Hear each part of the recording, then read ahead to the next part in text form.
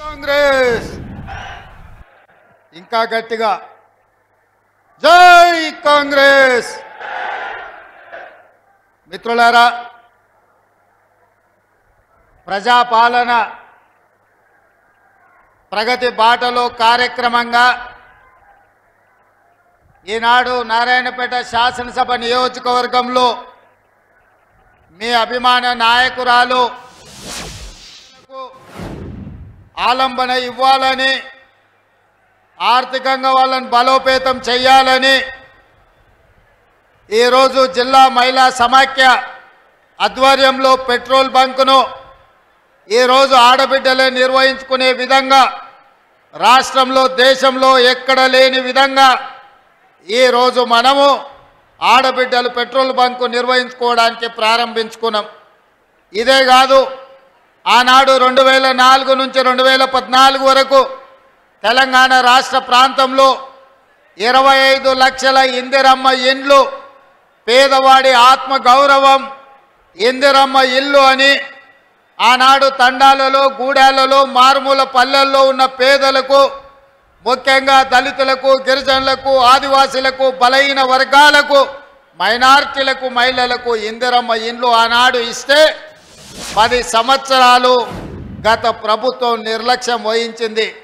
Double bedroom ఇండ్లు ఆశ చూపించి 10 ఏళ్ళు మనల్ని మోసం చేసినందుకు తగిన గుణపాఠం చెప్పి ఈనాడు ప్రజాపాలన తెచ్చుకుంటే తెలంగాణ రాష్ట్రంలో మంత్రులు పొంగులేటి శ్రీనివాసరెడ్డి గారి నేతృత్వంలో ఈరోజు 5 లక్షల ఇండ్లు దాదాపుగా తెలంగాణ రాష్ట్రం నలుమూలల ప్రతి నియోజకవర్గానికి దాదాపుగా 3500 ఇండ్లను ఇవ్వాలని ఈరోజు నిర్ణయం తీసుకొని ఆ ఇందిరమ్మ ఇండ్ల శిలా ఫలకాలు, ఈరోజు ప్రారంభోత్సవ కార్యక్రమాలు, నూతన ఇందిరమ్మ ఇండ్ల నిర్మాణం కోసం ఈరోజు పునాదులు తీసి ఈరోజు మనం పనులను ప్రారంభించుకున్నాం మిత్రులు పొంగులేటి శ్రీనివాసరెడ్డి గారి నేతృత్వంలో.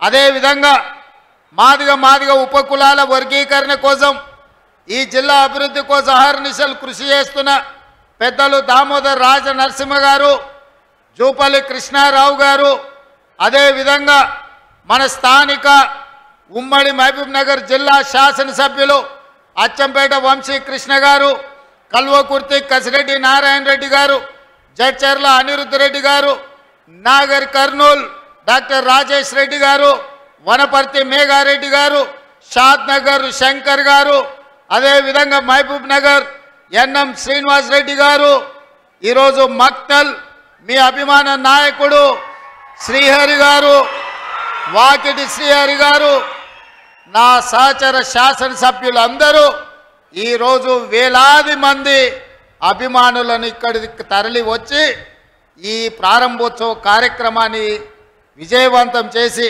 ఆ పక్కన మా ఆడబిడ్డలు దాదాపుగా 10-15 వేల మంది ఆడబిడ్డలు వచ్చి ఈ ప్రభుత్వం మాది, మా తమ్ముడు తెలంగాణ రాష్ట్ర ముఖ్యమంత్రిగా బాధ్యతలు నిర్వహిస్తుండు, మేము ఆదరించాలి, మేము ఆశీర్వదించాలని మా సోదరుల కంటే మా సోదరిమణులు వేలాదికి వచ్చి ఈరోజు క్రమశిక్షణతో అక్కడ కూర్చొని ఈ ప్రభుత్వాన్ని ఆశీర్వదిస్తున్నారు.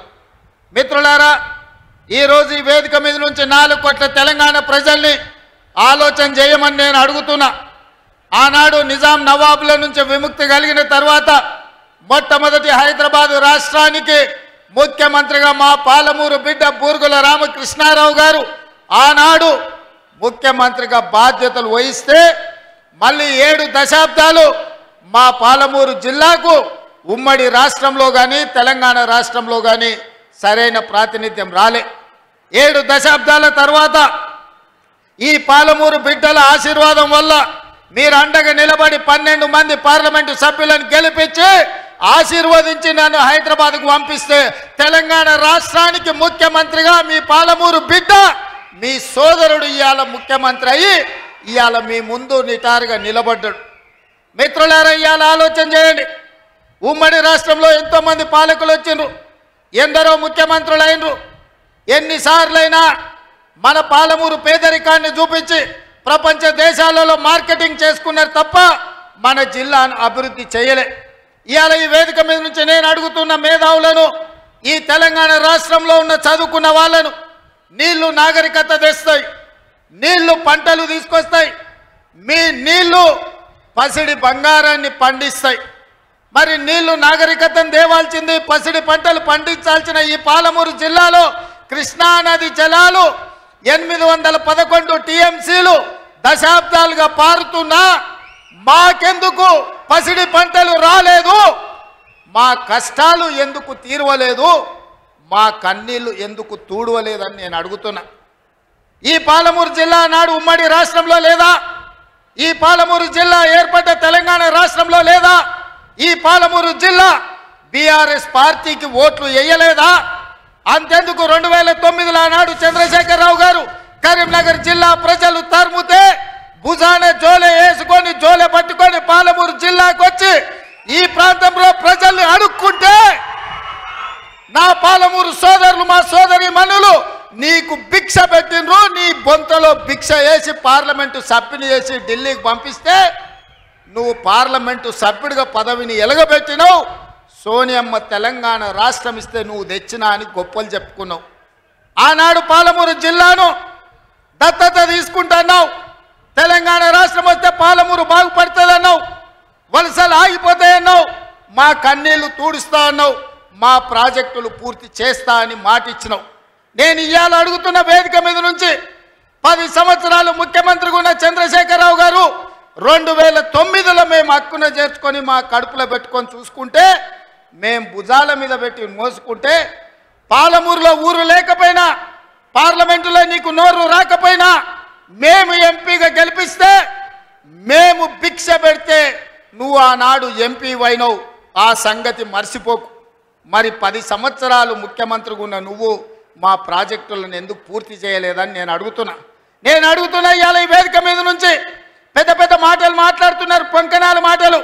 ఇవాళ నేను అడుగుతున్నా చంద్రశేఖరరావు గారిని, 10 సంవత్సరాలు ఈ తెలంగాణ రాష్ట్రానికి 2 సార్లు నువ్వే ముఖ్యమంత్రి కదా, నీదే ప్రభుత్వం కదా, మా జూరాల ప్రాజెక్టు పూర్తి ఎందుకు కాలే, మా కల్వకుర్తి ఎత్తిపోతల కంప్లీట్ ఎందుకు కాలేదు, మా నెట్టంపాడు, మా కోయిల్ సాగరు, మా సంగం బండలో ఒక బండ అడ్డం పడితే 10-15 కోట్ల రూపాయలు ఇవ్వక బండ బగలగొట్టక 10,000 ఎకరాలు పల్లెల్లో ఎడారిగా మారితే నీకు మనసు రాలే, సంగం బండలో బండ వలగొట్టలే.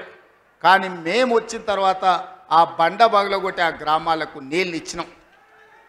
ఇవాళ కోయిల్ సాగర్, ఇవాళ మీ ఆర్టీఎస్, ఇవాళ ఈ ప్రాంతంలో ఉండే ఏ ప్రాజెక్ట్ అయినా ఎందుకు 10 ఏళ్లలో పూర్తి చేయలే?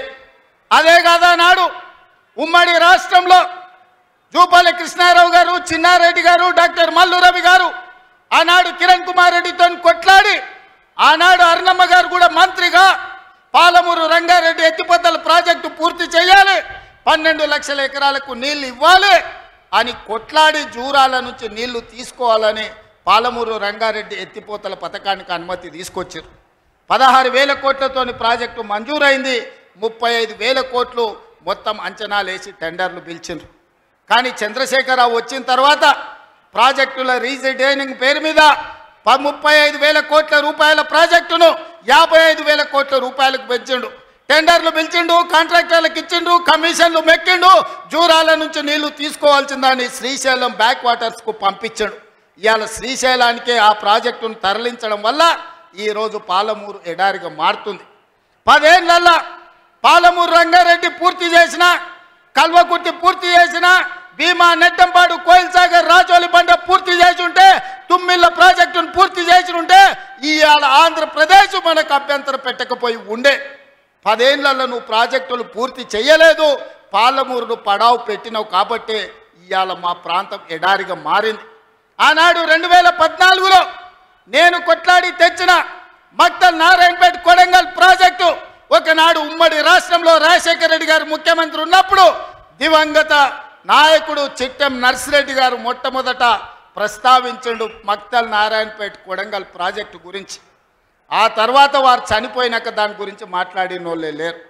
మళ్ళీ 2009లో కొడంగల్ ఎమ్మెల్యేగా నేను బాధ్యత తీసుకున్న తర్వాత ఆ కాగితాలు వెలికి తీసి నేను కొట్లాడి 2014లో ఈరోజు నా మక్తల్ నారాయణపేట కొడంగల్ ప్రాజెక్టు తీసుకొచ్చిన. ఆనాడు 1500 కోట్ల రూపాయలతో అంచనా అయ్యింది. 1500 కోట్ల రూపాయలతోని 1,07,000 ఎకరాలకు ప్రాజెక్టు కట్టడానికి అనుమతులు తెచ్చినాం.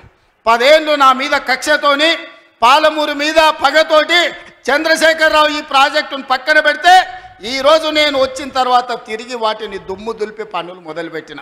ఇవాళ 4,500 కోట్ల రూపాయలతోటి మక్తల్ నారాయణపేట కొడంగల్ ప్రాజెక్టును పూర్తి చేయాలి 2 ఏళ్ళలో అని ఈరోజు టెండర్లు పిలిచి పనులు ప్రారంభిస్తే ఇవాళ పగబట్టి ఆయన టీవీలలో పేపర్లలో అడ్డుకుంటున్నారని అంటున్నాడు. నేను అడుగుతున్న చంద్రశేఖరరావు, నువ్వు 70 ఏళ్ళు మాకు అన్యాయం జరిగింది. మా ప్రాంతంలో నీళ్లు పోయినా మా ప్రాంతం నుంచి తరలిపోతున్న కృష్ణానది జలాలు మాకు తాగడానికి మా సాగునీరుకు రాకపోయినా ఈ దేశంలో ఎక్కడ ప్రాజెక్టులు కట్టినా బాక్రానంగల్ కావచ్చు, శ్రీశైలం కావచ్చు, నాగార్జున సాగర్ కావచ్చు, ఎస్ఆర్ఎస్పి కావచ్చు, ఈ దేశంలో ఎక్కడ ప్రాజెక్టులు కట్టినా తట్ట పని, పార పని, మట్టి పని, చెమట తీసే ప్రతి పని మా పాలమూరు బిడ్డలు చేసి దేశానికి ప్రాజెక్టులను అందించారు. ఇవాళ ఈ దేశంలో పంట పండుతుందంటే మా పాలమూరు బిడ్డల స్వేదం ఉంది, మా రక్తం ఉంది, మా కష్టం ఉంది.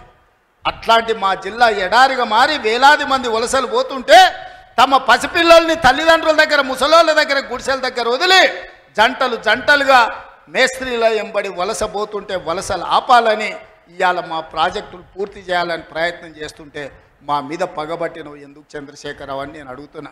ఏం అన్యాయం చేసినాం నీకు చంద్రశేఖరరావు? మేము నిన్ను మా పార్లమెంట్ సభ్యుడిగా ఎన్నుకోవడం మేము చేసిన అన్యాయమా? నీ పార్టీకి పోయినసారి 13 సీట్లు ఇవ్వడం మేము చేసిన అన్యాయమా? ఏం అన్యాయం చేసినామని ఇవాళ మా జిల్లాల ప్రాజెక్టులను అంటుకుంటున్నాం. ఈ 10 ఏళ్లలో నువ్వు పాలమూరు రంగారెడ్డి ఎత్తిపోతలు పూర్తి చేసినుంటే ఇవాళ చంద్రబాబు నాయుడుతో పంచాయతీ ఎందుకు వస్తుండే? ఆనాడు నువ్వు వైఎస్ రాజశేఖర రెడ్డి ముఖ్యమంత్రి ఉన్నప్పుడు ఆనాడు పోతిరెడ్డిపాడు పక్క 4,000 క్యూసెక్స్ నుంచి 40,000 క్యూసెక్లకు పెంచింది. రాజశేఖర రెడ్డి గారికి ఊడిగం చేసింది. రాజశేఖర రెడ్డి చెప్పులు మోసి కృష్ణానది జలాలను రాయలసీమకు తరలించడానికి అనుమతించింది సన్నాసివి నువ్వు కాదా చంద్రశేఖరరావు? ఆనాడు నువ్వు ఊడిగం చేసి రాజశేఖర రెడ్డి పోతిరెడ్డిపాడు ద్వారా నీళ్లు తరలించకపోయాడు కృష్ణానది జలాలు. మళ్ళీ ఆయన కొడుకు జగన్మోహన్ రెడ్డి ముఖ్యమంత్రి అయిన తర్వాత ఇదే ప్రగతి భవన్, ప్రజల స్వేదంతో నిర్మించిన ప్రగతి భవన్ అధికారిక కార్యాలయానికి వైఎస్ కొడుకు జగన్మోహన్ రెడ్డిని పిలిపించి పంచభక్ష ప్రమాణాలు పెట్టి 6 గంటలు చర్చించి రాయలసీమ ఎత్తిపోతల పథకం రచించింది నువ్వు కాదా? ఇది ద్రోహం కాదా? ఆనాడు రాజశేఖర రెడ్డితో కలిసి పోతిరెడ్డిపాడు ద్వారా కృష్ణానది జలాలను సీమకు తరలించకపోతుంటే హారతిచ్చింది నువ్వు కాదా? ఆనాడు మంత్రివర్గంలో నీ మంత్రులు లేరా? హరీష్ రావు గారు ఆ మంత్రివర్గంలో మంత్రి కాదా అని నేను ఇవాళ అడుగుతున్నా. అదే కాదు, జగన్మోహన్ రెడ్డి గారు ముఖ్యమంత్రి ఉన్నప్పుడు ఏ నీళ్ల కోసం తెలంగాణ రాష్ట్రం తెచ్చుకున్నామో, ఏ నీళ్ల కోసం శ్రీకాంతాచారి లాంటి యువకులు, నూనూగు మిసాల యువకులు ఆత్మ బలిదానాలు చేసుకున్నారు. ఆ బలిదానాలతో సాధించుకున్న తెలంగాణలో కృష్ణానది జలాలు రంగారెడ్డి, మహబూబ్ నగర్, అదేవిధంగా నల్గొండ, ఖమ్మం జిల్లాలకు ప్రాజెక్టులకు, భూములకు పారాల్సిన నీళ్లు రాయలసీమ జిల్లాలకు తరలించకపోతుంటే రాయలసీమ లిఫ్ట్ ఇరిగేషను, అదేవిధంగా ముచ్చుమర్రి లిఫ్ట్ ఇరిగేషన్ నిర్మించుకుంటుంటే ఒక్క రోజైనా నువ్వు అడ్డుకున్నావా? వీరతిలకం దిద్ది జగన్మోహన్ రెడ్డికి పంచభక్ష ప్రమాణాలు పెట్టింది నువ్వు కాదా? ఇవాళ నువ్వు చేసిన పాపం ఇవాళకు మాకు శాపమైంది, ఇవాళ మాకు ఉరైంది. ఇవాళ తొందరలోనే రాయలసీమ లిఫ్ట్ ఇరిగేషన్ పూర్తి అయితే రోజుకు 10 టీఎంసీలు, రోజుకు 10 టీఎంసీలు అంటే ఒక్క నెల రోజులు మన కళ్ళు మూసుకుంటే 300 టీఎంసీలు శ్రీశైలం మొత్తం తరలించకపోవడానికి, మలుపుకపోవడానికి ఇవాళ పునాదులు వేస్తే ఆంధ్రప్రదేశ్ ప్రభుత్వం వీర తిలకం దిద్ది కాంట్రాక్టర్ దగ్గర కమిషన్ల కోసం కక్కుర్తిపడ్డది నువ్వు కాదా చంద్రశేఖరరావు? ఆనాడు సాగునీటి పారుదల శాఖ మంత్రి హరీష్ రావు కాదా అని నేను అడుగుతున్నా.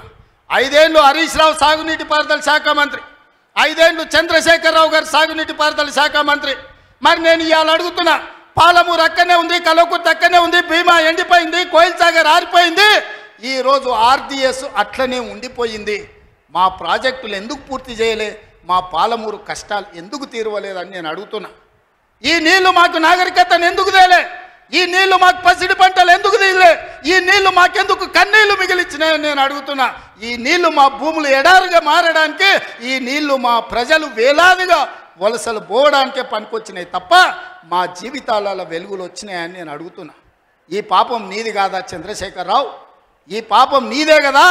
10 ఏళ్ళు వచ్చిన తెలంగాణ రాష్ట్రంలో 2 లక్షల కోట్ల రూపాయలు సాగునీటి ప్రాజెక్టుల కోసం ఖర్చు పెట్టినావు కదా. 1,00,000 కోట్లు కాళేశ్వరం కట్టినావు. 1,00,000 కోట్లల్లా 1,000 కోట్లు మింగినావు. కట్టిన కాళేశ్వరం కుప్పగూలిపోయింది. ఇంతకంటే దిక్కుమాలిన ప్రాజెక్ట్ ఇంకెక్కడైనా ఉంటుందా అని నేను చంద్రశేఖరరావుని అడుగుతున్నా. ఇవాళ మా ప్రాజెక్టులు పడావు పెట్టి మా నిధులు నీళ్ళేమో రాయలసీమ తరలించకపోయింది, నిధులేమో నువ్వు తరలించకపోయినావు. పదవులేమో నీ ఇంట్లోకి వచ్చినాయి, పాపాలేమో మాకు వచ్చినాయి. ఇవాళ ఈ పాపాలు, ఈ కష్టాలు ఎంతకాలం మేము ఎదుర్కోవాలని నేను అడుగుతున్నా. అందుకే మిత్రులారా, ఇవాళ మన మీద పగబట్టిండు. 10 ఏళ్ళు ముఖ్యమంత్రి ఉన్నాయన, మన పరిపాలన బాగలేదంటుడు. నేను అడుగుతున్న ఇక్కడికి వచ్చిన సోదరుని, తెలంగాణ ప్రజల్ని, 10 ఏళ్ళు కేసీఆర్ ముఖ్యమంత్రి ఉన్నాడు, 12 ఏళ్ళు నరేంద్ర మోడీ ప్రధానమంత్రి ఉన్నాడు. ఇవాళ చర్చకు సిద్ధమా? కిషన్ రెడ్డి గారు, మీ పార్టీ ప్రెసిడెంట్గా నువ్వురా, కేంద్ర మంత్రిగా నువ్వురా, చంద్రశేఖరరావు గారు ప్రతిపక్ష నాయకుడిగా నీ పార్టీ ప్రెసిడెంట్గా నువ్వురా, కాంగ్రెస్ పార్టీ నుంచి ముఖ్యమంత్రిగా నేను వస్తా. 12 ఏళ్ళు మోడీ పరిపాలన మీద, 10 ఏళ్ళు చంద్రశేఖరరావు పరిపాలన మీద, 12 నెలల మా పరిపాలన మీద, ప్రజా పరిపాలన మీద చర్చ చేయడానికి నేను సిద్ధంగా ఉన్నా.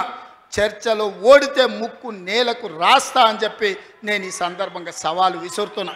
ఇవాళ నేను అడుగుతున్నా, మాకు అవకాశం వచ్చింది, మా జిల్లాకు అవకాశం వచ్చింది, మేము ఎవరినో అడుక్కోవడం, ఎవరి ముందల్లో చేయి దాచడం కాదు. ఇవాళ మా పాలమూరు జిల్లాకే ఒక అవకాశం వచ్చింది. మా ప్రాజెక్టులు మేము పూర్తి చేసుకోవద్దా? మా మక్తల్ నారాయణపేట కొడంగల్ ఎత్తిపోతల పథకాన్ని మేము కట్టుకోవద్దా? మా పాలమూరు రంగారెడ్డి పూర్తి చేసుకోవద్దా? మా కల్వకుర్తి పూర్తి చేసుకోవద్దా? మా బీబా పూర్తి చేసుకోవద్దా? మా నెట్టంపాడు పూర్తి చేసుకోవద్దా? మా కోయిల్ సాగర్ పూర్తి చేసుకోవద్దా? మా జూరాల పూర్తి చేసుకోవద్దా? మా తుమ్మిళ్ళ ప్రాజెక్టు పూర్తి చేసుకోవద్దా? మా ప్రాంతం అభివృద్ధి చెందొద్దా అని చంద్రశేఖరరావుని అడుగుతున్నా. ఏది తీసినా, ఏది పెట్టినా వద్దు అనే తప్ప నీ నోటి నుంచి ఒక్క మాట అయినా మంచి మాట వచ్చిందా అని నేను అడుగుతున్నా. ప్రాజెక్టులు కట్టొద్దంటివి, భూములు సేకరించొద్దంటివి, పరిశ్రమలు పెట్టొద్దంటివి. లగచర్లలో పరిశ్రమలు అంటే కలెక్టర్లను చంపడానికి చూస్తేవి. మాకు పరిశ్రమలు వద్దా? మా జిల్లాకు ప్రాజెక్టులు వద్దా? మా జిల్లాలో నీళ్లు పారొద్దా? మా పంటలు పండొద్దా? మా రైతులు బాగుపడొద్దా? మేము మంచి బట్టలు కట్టుకోవద్దా? మేము బుక్కెడు బువ్వ తినొద్దా? మేము సమాజంలో గౌరవంగా బతకొద్దా? చంద్రశేఖరరావు, నువ్వు సమాధానం చెప్పని నేను వేదిక మీద నుంచి అడుగుతున్నా. మాకు ఆత్మగౌరవం లేదా? మేము మీలాక దొరలు కాకపోవచ్చు, కానీ మేము రైతు బిడ్డలమే కదా. మేము గౌరవంగా బతకాలని కోరుకోవడం తప్ప, మా ఆడబిడ్డలు వాళ్ళ పిల్లల్ని చదివించుకోవాలనుకోవడం ఏమన్నా నేరమా? ఎందుకు అడ్డుకుంటున్నారు నువ్వు, నీ కొడుకు, నీ అల్లుడు అని నేను అడుగుతున్నా.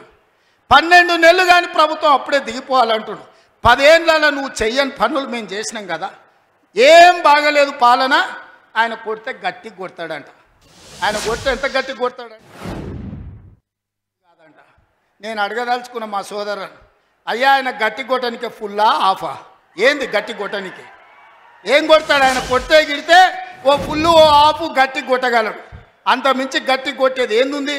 10 ఏళ్ళు నువ్వు గట్టి కొట్టేటోని ఆయన ఉంటే, నిజంగానే నువ్వు గట్టి కొట్టాలంటే డ్రగ్స్ పార్టీలు ఫామ్ హౌస్లలో చేస్తున్న నీ కొడుకును వంగబెట్టి గట్టి కొట్టు, వానికి బుద్ధి వస్తుంది. ఢిల్లీలో లిక్కర్ దందాలు చేసి తెలంగాణ గౌరవాన్ని తీసిన నీ బిడ్డను దౌడ మీద అంగబెట్టి గట్టి కొట్టు. తెలంగాణ పరువు తీసినందుకు గట్టి కొడితే వస్తుంది. కాళేశ్వరం పేరు మీద 1,00,000 కోట్లు మింగిన నీ అల్లుని దౌడ మీద అంగబెట్టి కొట్టు గట్టిగా. అప్పుడు వానికి బుద్ధి వస్తుంది, సిగ్గు వస్తుంది. తెలంగాణను ముంచినందుకు గట్టి కొట్టేది ఉంటే నీ ఇంట్లో కొట్టు, వాళ్ళని దారిలో పెట్టు. కాంగ్రెస్ను గట్టి కొడతా అంటే మా కాంగ్రెస్ పార్టీ కార్యకర్తలు ఊరుకుంటారా? రా, ఎంత గట్టి కొడతావో చూద్దాం. పొంకణాల పోసిగానికంట 3 ఎట్లంట 36 దొడ్లంట. వెనకడికి పొంకణాలు చెప్పేటోడు. 10 ఏళ్ళు నువ్వే ఉన్నావు కదనే. 10 ఏళ్ళలో నిన్ను ఇవ్వడం చేయొద్దన్నాడా? ఇవాళ మేము 12 నెలల ఏమి చేయలేదు అంటున్నాడు. నేను అడుగుతున్న ఇక్కడికొచ్చిన మా ఆడబిడ్డల్ని, అక్క 500 రూపాయలకు సిలిండర్ వస్తలేదా?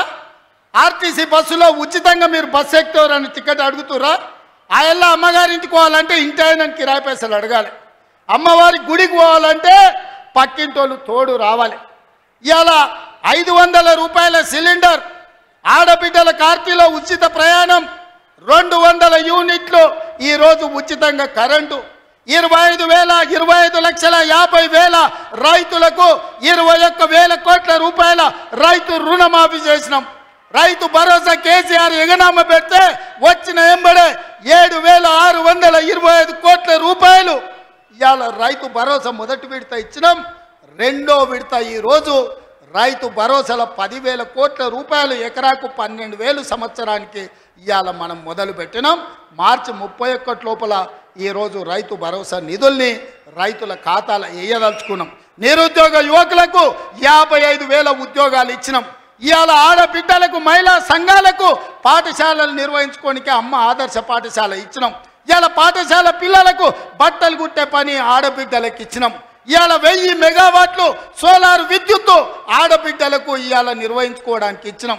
ఇవాళ మహిళా సంఘాలకు 600 బస్సులు కొని ఆర్టీసీకి ఇవాళ కిరాయిలకు పెట్టే అవకాశం మా ఆడబిడ్డలకు ఇచ్చినాం. ఈ రకంగా చెప్పుకుంటూ పోతే ఈరోజు కొడంగల్ నారాయణపేట లిఫ్ట్ ఇరిగేషన్ మహబూబ్ నగర్కు తీసుకొచ్చినాం. 5,000 కోట్ల రూపాయలతో కొడంగల్ అభివృద్ధి పనులు, 1000 కోట్లు ఇవాళ నారాయణపేటలో అభివృద్ధి పనులు తీసుకున్నాం. పాలమూరు ప్రాజెక్టు పూర్తి చేయాలని ఇవాళ ముందుకు పోతున్నాం. ఈ రకంగా మేము వచ్చిన తర్వాత ఇంతకుముందే పొంగులేటి శ్రీనివాసరెడ్డి గారి నేతృత్వంలో ఆనాడు ఆగిపోయిన ఇందిరమ్మ ఇల్లు మళ్ళీ ప్రారంభించి నియోజకవర్గానికి 3,500 కాదు, అవసరమైతే 5,000 ఇల్లు ప్రతి నియోజకవర్గానికి 5 లక్షల రూపాయలు పేదవాడు ఇల్లు కట్టుకోవడానికి ఇవాళ ఉచితంగా ఇస్తున్నాం. నువ్వు ఎన్ని డబుల్ బెడ్రూమ్ ఇండ్లు ఇచ్చినావు 10 ఏళ్ళని నేను అడుగుతున్నా. సంవత్సరంలో 5 లక్షల ఇండ్లు మేము ఇస్తాం. ఆనాడు 10 ఏళ్ళల్లో 25 లక్షల ఇందిరమ్మ ఇండ్లు మేము ఇచ్చినాం. నేను అందుకే ఇవాళ టీఆర్ఎస్ వాళ్ళకు ఒక సవాల్ విసురుతున్నాను. చిత్తశుద్ధి ఉంటే మీరు రాండి. ఏ ఊర్లో అయితే ఇందిరమ్మ ఇండ్లు ఉంటాయో రేపు సర్పంచ్ ఎన్నికలలో మేము ఓట్లు అడుగుతాం. ఏ ఊర్లో మా ఇందిరమ్మ ఇండ్లు లేవో మేము ఎన్నికల్లో పోటీ చేయం. నువ్వు నీ డబుల్ బెడ్రూమ్ ఇండ్లు ఉన్న ఊర్లలోనే నువ్వు పోటీ చేయాలి. నీకు దమ్ముందా? నేను సూటిగా సవాలు విసురుతున్నా. శ్రీనివాసరెడ్డి గారిని కూడా సవాలు విసిరమని చెప్తున్నా. మా దామన్నను కూడా తోడుండమని నేను విజ్ఞప్తి చేస్తున్నా. ఏ ఊర్లో ఇందిరమ్మ ఇండ్లు ఉన్నాయో మేము ఆ ఊర్లోనే పోటీ చేస్తాం. ఏ ఊర్లో డబుల్ బెడ్రూమ్ ఇండ్లు ఉన్నాయో గా ఊర్లోనే బీఆర్ఎస్ వాడు పోటీ చెయ్యాలి. దానికి సిద్ధమైతే మా సవాల్ని స్వీకరించి మాట్లాడు. నువ్వేం చేసినావు, మేమేం చేసినావు ప్రజలకు అర్థమవుతుంది. అందుకే ఇవాళ ఆర్టీసీలో బస్సు అయినా, ఆడబిడ్డలకు 200 యూనిట్లు ఇంటికైనా, 500 రూపాయల సిలిండర్ అయినా, యువకులకు 55,000 ఉద్యోగాలైనా, 21,000 కోట్ల రూపాయల రైతు రుణమాఫీ అయినా, రైతు భరోసాలో 12,000 కోట్ల రూపాయలు సంవత్సరానికి ఇచ్చిన, ఉపాధి హామీ కూలీలకు ప్రతి ఇంటికి 12,000 రూపాయలు ఇవాళ ఉచితంగా ఇచ్చిన ఒక్క సంవత్సరంలోనే ఇవన్నీ పనులు మనం చేసినాం. ఇవే కాదు, ఇవాళ బీసీలు తెలివికల్లోలైన డాక్టర్లు, లాయర్లు, ఇంజనీర్లుగా ఈ చదువుకున్నారు. ఐఏఎస్లు, ఐపీఎస్లుగా వాళ్ళు రాణిస్తున్నారు. మేము ఎంతమంది ఉన్నామో లెక్క చెప్పండి అని అడుగుతున్నారు. 1931 100 ఏళ్ల కింద తెల్లదొరలు లెక్కలు కట్టారు కులగణన. మళ్ళీ ఇవాళ వరకు కట్టలే. 7 దశాబ్దాలైన స్వతంత్ర దేశంలో బీసీ కులగణన చెయ్యలే. ఇవాళ తెలంగాణ రాష్ట్రం దేశంలోనే మొదటిసారిగా బలహీన వర్గాలకు సంబంధించిన ప్రతి కులానికి సంబంధించిన లెక్క తీసి కులగణన చేసి దేశానికి ఆదర్శంగా నిలబడ్డది. 100 ఏళ్ల నుంచి జరగని పని ఇవాళ తెలంగాణ రాష్ట్రంలో చేసినాం. మాదిగ ఉపకులాల వర్గీకరణ ఏండ్ల నుంచి కొట్లాడుతున్నారు. 30 ఏండ్ల నుంచి 100 మంది పిల్లలు చచ్చిపోయినారు ఆ కొట్లాటలు. ఇవాళ ఎస్సీ ఉపకులాలకు సంబంధించి ముఖ్యంగా మాదిగ ఉపకులాల వర్గీకరణ 30 ఏళ్ల నుంచి పీఠముడిగా ఉంటే ఆ సమస్యని పరిష్కరించి ఇవాళ వర్గీకరణ చేసినాం. ఇవన్నీ ఒక్క సంవత్సరం మేము సాధించిన విజయాలు. చంద్రశేఖరరావు, నీకు ఇవి కనిపిస్తలేవా? నీ కండ్లకి ఏమన్నా పసిరికలు వచ్చినాయా? నీ కండ్లు ఏమన్నా పచ్చగానే అని నేను అడుగుతున్నా. ఇవన్నీ మేము చేస్తలేమా? ఇవన్నీ నువ్వు సభకు వస్తే చర్చిస్తాం కదా. ఆయన రాడు. ఇక ఒక ఆయన మోడీ ఉన్నాడు ఢిల్లీలో, ఈయన గల్లీలో ఈయన ఒక ఆయన ఉంటే ఆడొక ఆయన ఉన్నాడు. ఆయన మనుషులు ఈడ మోపారు. బండి సంజయ్ అంట, కిషన్ రెడ్డి అంట. ఏం చేసిరయ్యా మీరు ఏం చేసిరో సవాల్ అంటుండు. నేను సూటిగా సవాల్ ఇసరదలుచుకున్నా కిషన్ రెడ్డికి, బండి సంజయ్కి. 2014, 2019, 2023 నరేంద్ర మోడీ గారు ఇచ్చిన హామీలు, మొన్న 2023లో మేము ఇచ్చిన హామీల మీద మేము చర్చకు సిద్ధంగా ఉన్నాం. నేను మా దామన్న మేము ఇద్దరం వస్తాం. కిషన్ రెడ్డి గారు, బండి సంజయ్ మీరు ఇద్దరు రాండి. బీఆర్ఎస్ నుంచి వాళ్ళని కూడా తండ్రి కొడుకులు వస్తారో, మామ అల్లుడు వస్తాడో, బావ బామార్ది వస్తాడో, ఎవడో ఒకడు వాళ్ళని కూడా రాని చర్చ పెడదాం, బజార్లో పెడదాం, అంబేద్కర్ చౌరస్తాలో పెడదాం, అంబేద్కర్ సాక్షిగా చర్చ చేద్దాం. 10 ఏళ్ళు కేసీఆర్ ముఖ్యమంత్రిగా, 12 ఏళ్ళు నరేంద్ర మోడీ ప్రధానమంత్రిగా, 12 నెలలు మన ప్రభుత్వం ఇందిరమ్మ ప్రభుత్వం చేసిన పనుల మీద చర్చ చేద్దాం. నరేంద్ర మోడీ ఇచ్చిన మాట, స్విస్ బ్యాంకులో లక్షల కోట్ల రూపాయలు నల్లధనం ఉంది, అవి తెచ్చి ప్రతి పేదవాడి ఖాతాలో 15 లక్షలు వేస్తా అన్నాడు. ఒక్క పేదోని ఖాతాలన్నా మోడీ 15 పైసలు వేసినాడే? వేసిండా? ఒక్క రూపాయి నల్లధనం తేలే. కానీ నల్లధనం ఉన్నోళ్ళు దేశం విడిచి పారిపోయినారు. నీరవ్ మోడీ, ఆయన చోక్సీ, విజయ్ మాల్యా, ఇట్లా 100 మంది బ్యాంకులను ముంచి 16 లక్షల కోట్ల రూపాయలు బ్యాంకులకు ఎగదొప్పి పెట్టుబడిదారులు, మోడీ దోస్తులు దేశం విడిచి విదేశాలకు వారిపోయినారు తప్ప విదేశాలలో ఉన్న నల్లధనం ఒక్క పైసా కూడా మోడీ తెచ్చింది లేదు, పేదోడి ఖాతాలు వేసింది లేదు. రైతుల ఆదాయం 2 చేస్తా అన్నాడు. కానీ రైతు వ్యతిరేక నల్ల చట్టాలు తెస్తే 16 నెలలు ఢిల్లీ సరిహద్దుల్లో సైనికులాగా వేలాది మంది రైతులు దీక్ష చేసి నరేంద్ర మోడీ మెడలు వంచి జాతికి క్షమాపణ చెప్పి రైతు వ్యతిరేక నల్ల చట్టాలను మోడీ చేత ఉపసంహరింపజేసిండ్రు రైతులు.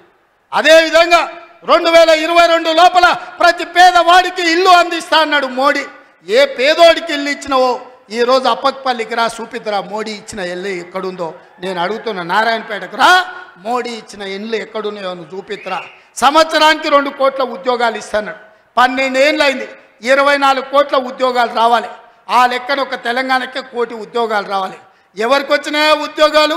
ఓ కిషన్ రెడ్డికి, ఓ బండి సంజయ్కి 2 ఉద్యోగాలు వచ్చినాయి. తెలంగాణలో ఎవరైనా మోడీ ఉద్యోగం ఇచ్చిండా? ఎవరికి ఉద్యోగాలు ఇచ్చిండో మోడీ వచ్చి చూపియాలి లెక్క. నేను ఇచ్చిన 55,000 మందికి మొదటి సంవత్సరంలో ఉద్యోగాలు తలకాయ లెక్క పెడితే ఎల్బీ స్టేడియం రా, ఒక్కొక్కరిని లెక్క పెట్టి పేరు రాసుకొని ఏ ప్రభుత్వ ఉద్యోగం ఇచ్చినో లెక్కలు చెప్తా. మోడీ గారు, నీ బంట్లను పంపిస్తావో, నీ బంట్రోతులను పంపిస్తావో నువ్వు పంపించు, లెక్క పెట్టి చూపించే బాధ్యత నాది. మోడీ ఒక రకంగా మోసం చేస్తే ఇక్కడున్న కేసీఆర్ గారు ఇంకొక రకంగా ప్రజల్ని వంచిండు, మోసం చేసిండు, దోపిడీ చేసిండు. ఇవాళ అందుకే సూటిగా నేను సవాలు విసిరదలుచుకున్న బీజేపీ బీఆర్ఎస్ వాళ్ళకు. బీఆర్ఎస్ 23లో అధికారం పోయింది, 24 పార్లమెంట్లో డిపాజిట్లు పోయినాయి. ఇప్పుడు జరిగే ఎమ్మెల్సీ ఎన్నికల్లో పోటీకి అభ్యర్థులు దొరకలేదు. అదో దిక్కుమాలిన పార్టీ, తండ్రో దిక్కు, కొడుకో దిక్కు, అల్లుడో దిక్కు, బిడ్డో దిక్కు, కాకుల్లాక వాడి పొడుసాలను చూస్తున్నారు. ఈ కాకులకు సరైన జవాబు చెప్పాల్సింది కాంగ్రెస్ పార్టీ కార్యకర్తలే అని చెప్పి నేను ఈ సందర్భంగా తెలియజేయదలుచుకున్నా. మీరు అడగండి, 10 ఏళ్ళు వాళ్ళు పరిపాలన చేశారు, 10 నెలల్లో మనం అన్నీ చేయలేదని అంటున్నాం. 5 ఏళ్ల కోసం కదా ఈ ప్రభుత్వం ఎన్నికైంది.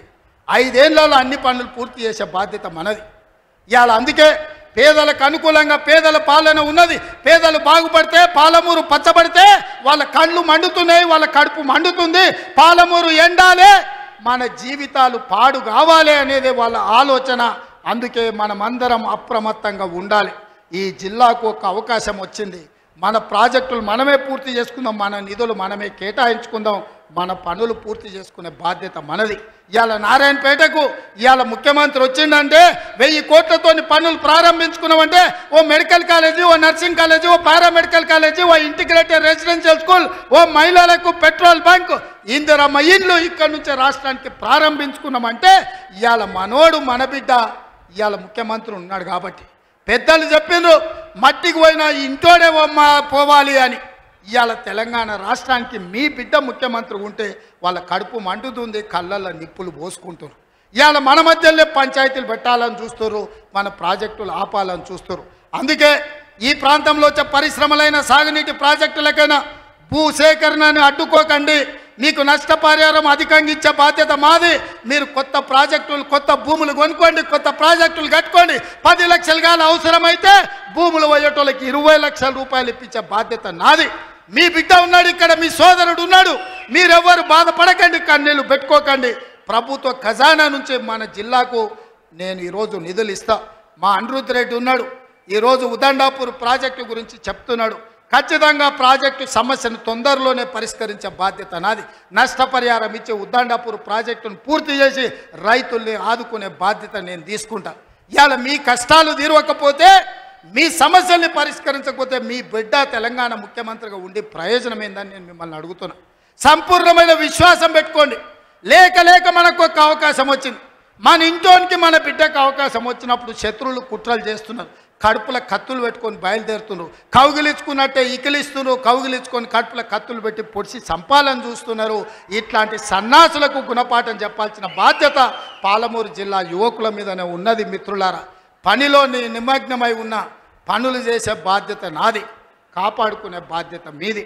మళ్ళీ రాదు ఇట్లాంటి అవకాశం.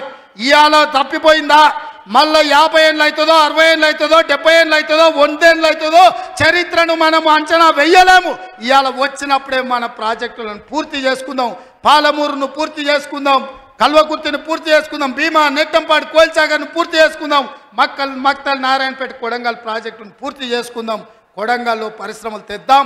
మన ప్రాంత నిరుద్యోగ సమస్యని పరిష్కరిద్దాం. మీరందరూ అండగా నిలబడాలి.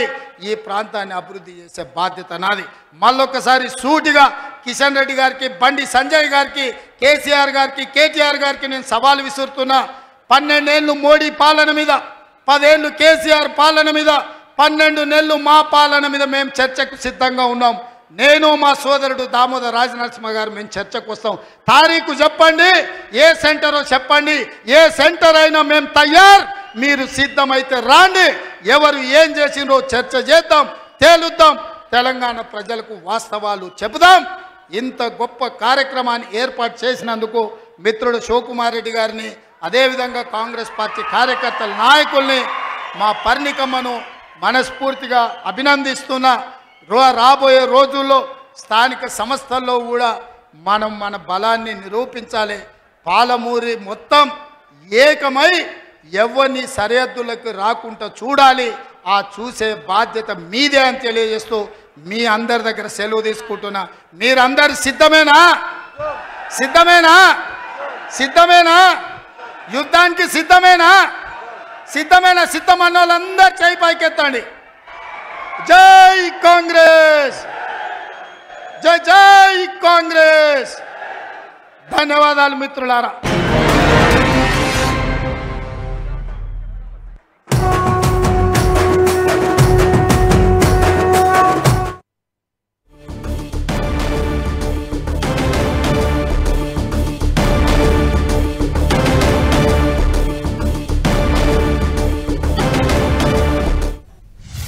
పదేళ్ళలో నువ్వు చెయ్యని పనులు మేము చేసినాం కదా.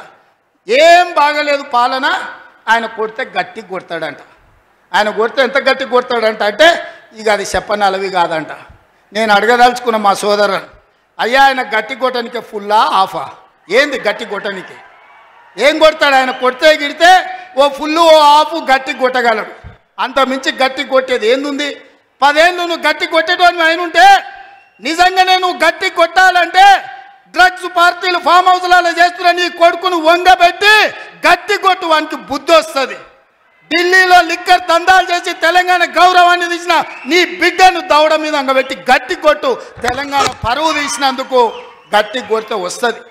కాళేశ్వరం పేరు మీద 1,00,000 కోట్లు మింగిన నీ అల్లుని దౌడ మీద అంగబెట్టి కొట్టు గట్టిగా. అప్పుడు వానికి బుద్ధి వస్తుంది, సిగ్గు వస్తుంది. తెలంగాణను ముంచినందుకు గట్టి కొట్టేది ఉంటే నీ ఇంట్లో కొట్టు, వాళ్ళని దారిలో పెట్టు. కాంగ్రెస్ను గట్టి కొడతా అంటే మా కాంగ్రెస్ పార్టీ కార్యకర్తలు ఊరుకుంటారా?